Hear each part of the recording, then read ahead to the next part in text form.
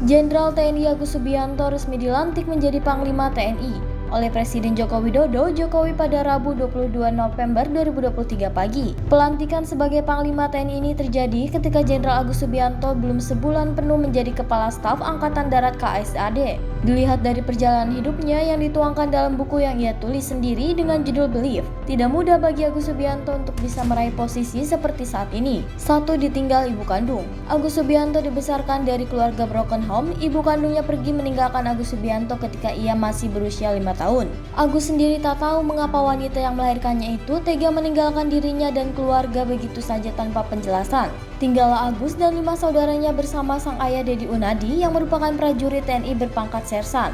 Di tahun 1984, Agus harus kehilangan sang ayah untuk selama-lamanya. Ayahnya meninggal dunia karena kecelakaan.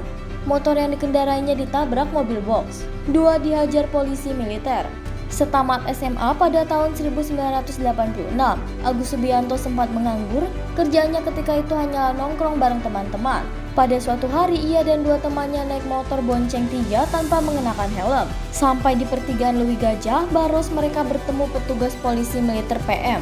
Melihat 3 remaja bonceng 3 tanpa helm membuat anggota PM ini menghentikan motor Agus DKK. Mereka lalu dibawa ke kantor Denpom Cimahi. Di sana Agus dan teman-temannya mengalami kekerasan. Mereka dipukuli dan ditendang oleh prajurit rendahan berpangkat kopral itu. Agus tak menundukkan wajah, ia terus menatap lelaki berseragam itu. Lihat saja nanti kalau aku jadi tentara. Begitu gumam Agus di dalam benaknya. Kejadian inilah yang merombak jalan hidup Agus. Cita-citanya masuk tentara yang sempat padam karena sang ayah wafat kembali bergejolak. 3. Gagal jadi bintara.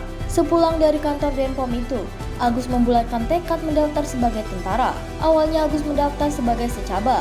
Ia mampu melewati berbagai tes hingga dipatukir. Sayang di tes patukir Agus Subianto gagal.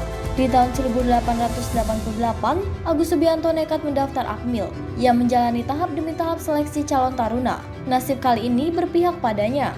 Agus dinyatakan lulus sebagai peringkat kedua se-Jawa Barat.